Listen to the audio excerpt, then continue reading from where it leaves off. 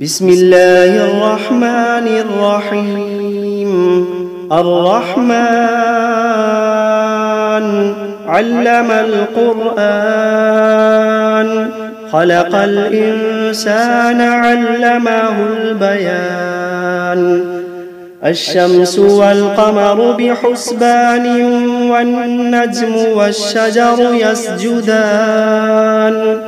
والسماء رفعها ووضع الميزان، ألا تطغوا في الميزان. وأقيموا الوزن بالقسط ولا تخسروا الميزان. والأرض وضعها للأنام، فيها فاكهة والنخل ذات الأكمام.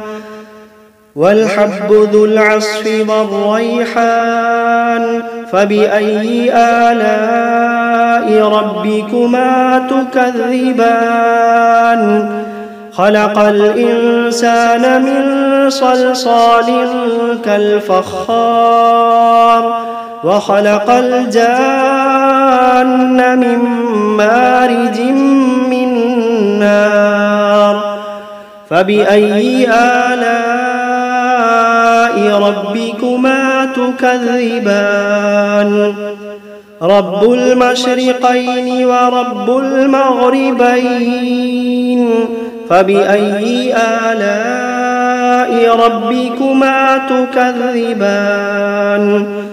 مرج البحرين يلتقيان، بينهما برزخ لا يبغيان.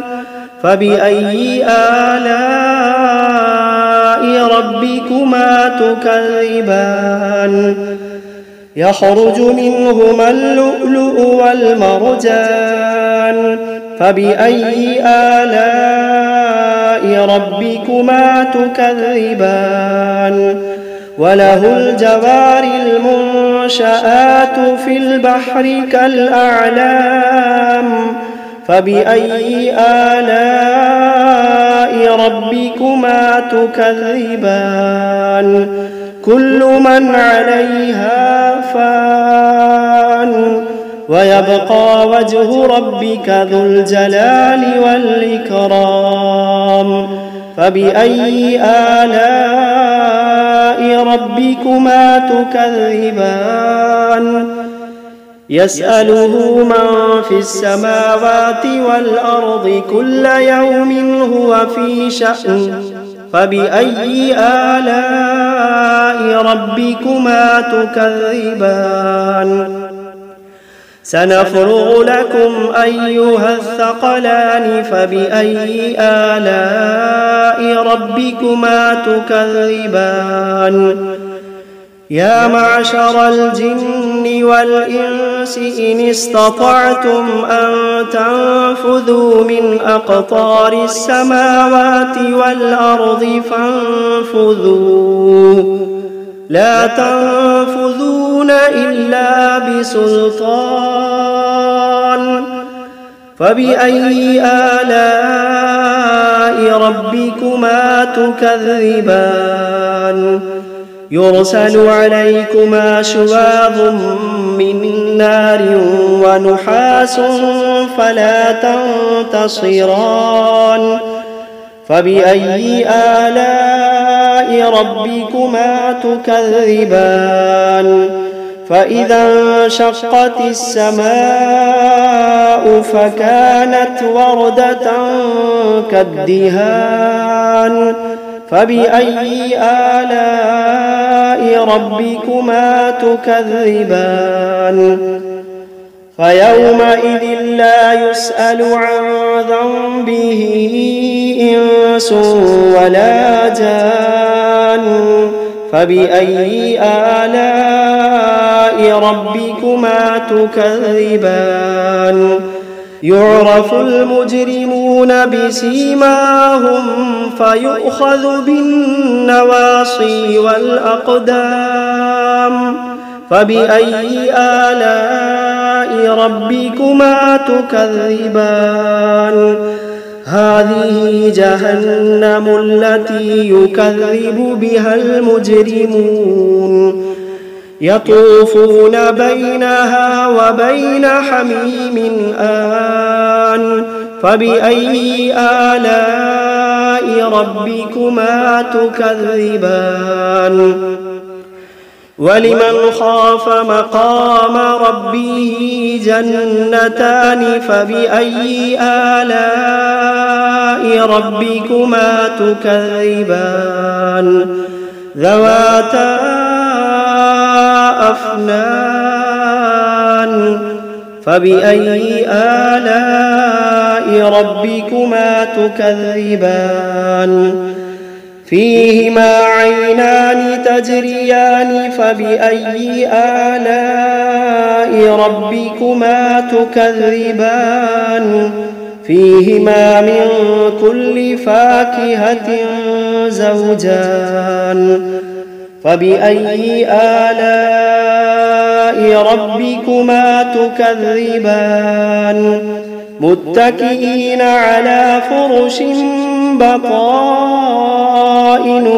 من استبرق وجنى الجنتين دان فبأي آلاء ربكما تكذبان فيهن قاصرات الطرف لم يطمثهن إنس قبلهم ولا جان فبأي آلاء ربكما تكذبان كأنهن الياقوت والمرجان فبأي آلاء ربكما تكذبان هل جزاء الإحسان إلا الإحسان فبأي آلاء ربكما تكذبان ومن دونهما جنتان فبأي آلاء ربكما تكذبان مدهامتان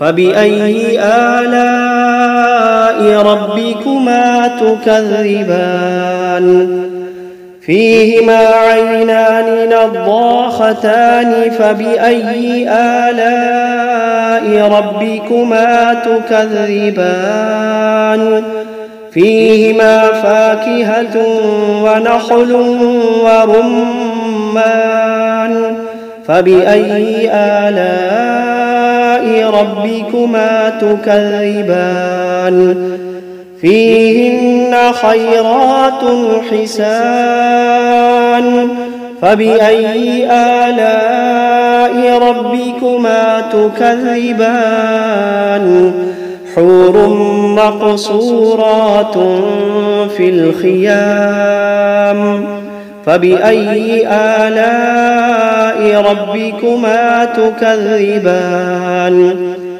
لم يطمثهن إنس قبلهم ولا جان فبأي آلاء ربكما تكذبان متكئين على رفرف خضر وعبقري حسان فبأي آلاء ربكما تكذبان تبارك اسم ربك ذي الجلال والإكرام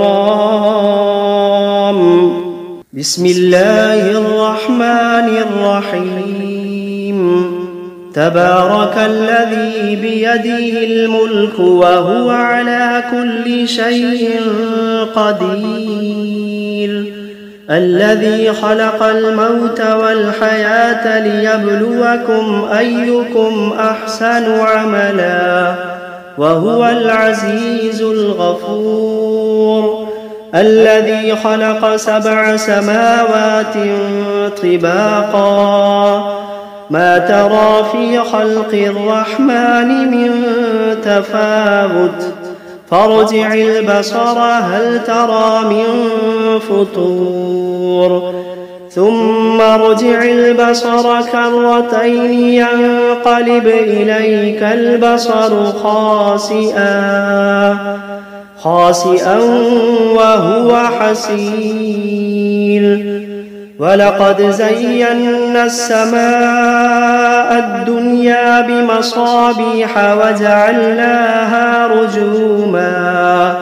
وجعلناها رجوما للشياطين وأعتدنا لهم عذاب السعير وللذين كفروا بربهم عذاب جهنم وبئس المصير إذا ألقوا فيها سمعوا لها شهيقا وهي تفور تكاد تميز من الغيظ كلما ألقي فيها فوج سألهم خزنتها ألم يأتكم نذير قالوا بلى قد جاءنا نذير فكذبنا وقلنا ما نزل الله من شيء إن أنتم إلا في ضلال كبير وقالوا لو كنا نسمع أو نعقل ما كنا في أصحاب السعير فاعترفوا بذنبهم فسحقا لأصحاب السعير إن الذين يخشون ربهم بالغيب لهم مغفرة وأجر كبير وأسروا قولكم أو اجهروا به إنه عليم بذات الصدور ألا يعلم من خلق وهو اللطيف الخبير ألا يعلم من خلق وهو اللطيف الخبير هو الذي جعل لكم الأرض ذلولا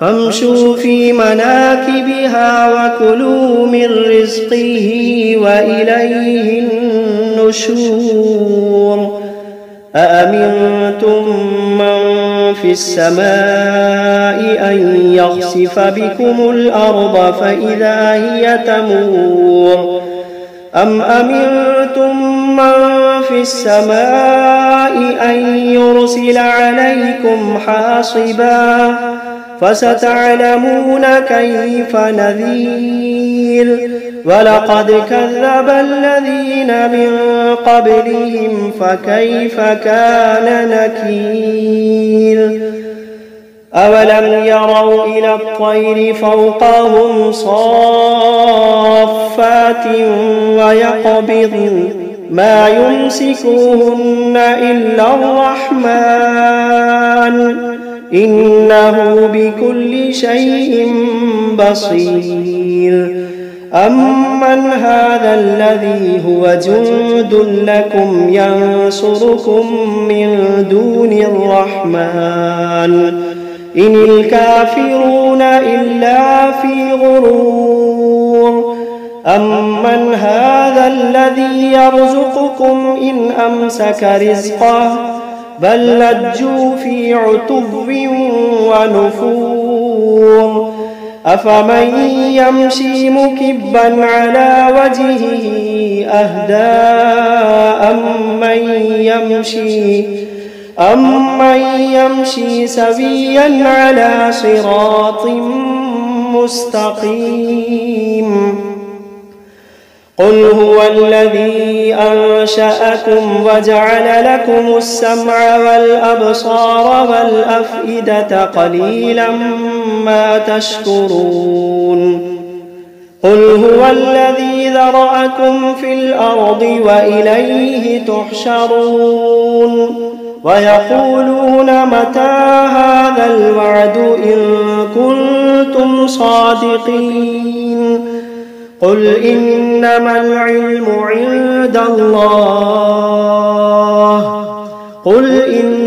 العلم عند الله وإنما أنا نذير مبين فلما رأوه زلفة سيئت وجوه الذين كفروا وقيل هذا الذي كنتم به تدعون قل أرأيتم إن أهلكني الله ومن معي أو رحمنا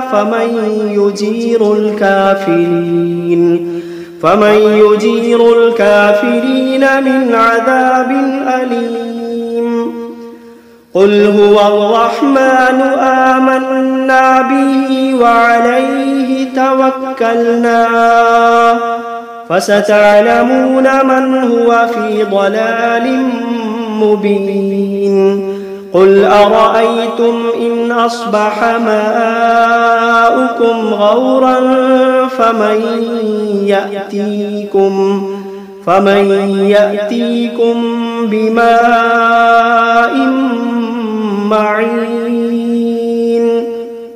بسم الله الرحمن الرحيم قل أوحي إلي أنه استمع نفر من الجن فقالوا إنا سمعنا قرآنا عجبا يهدي إلى الرشد فآمنا به ولن نشرك بربنا أحدا وأنه تعالى جد ربنا ما اتخذ صاحبة ولا ولدا وأنه كان يقول سفيهنا على الله شططا وأنا ظننا أن لن تقول الإنس والجن على الله كذبا وأنه كان رجال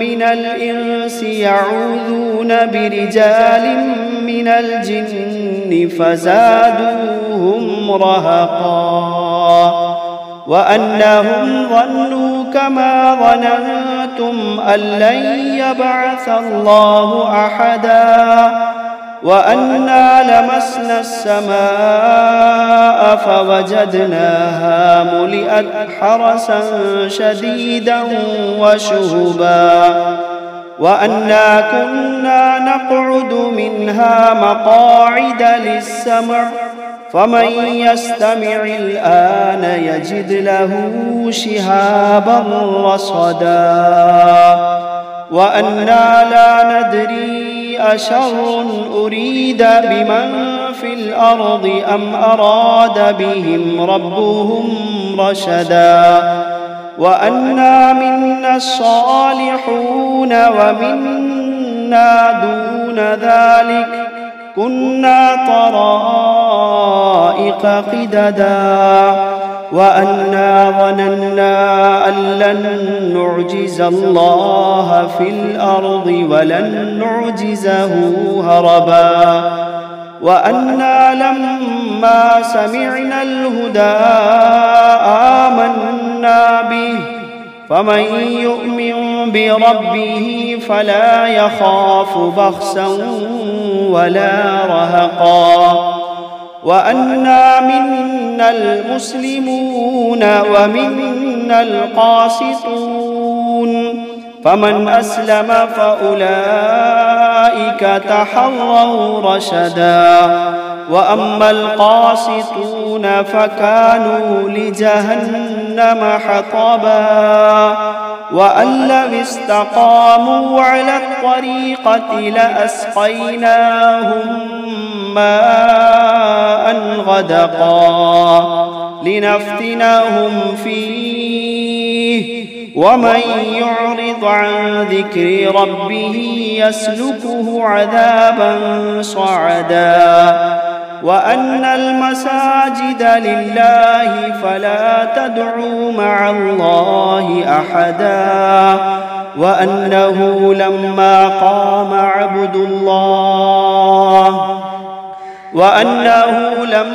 قام عبد الله يدعوه كادوا يكونون عليه لبدا. قل إنما أدعو ربي ولا أشرك به أحدا.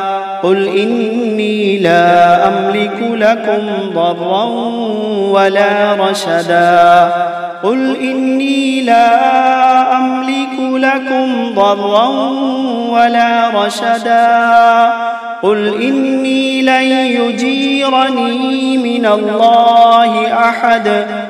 قل إني لن يجيرني من الله أحد ولن أجد من دونه ملتحدا إلا بلاغا من الله ورسالاته ومن يعص الله ورسوله فإن له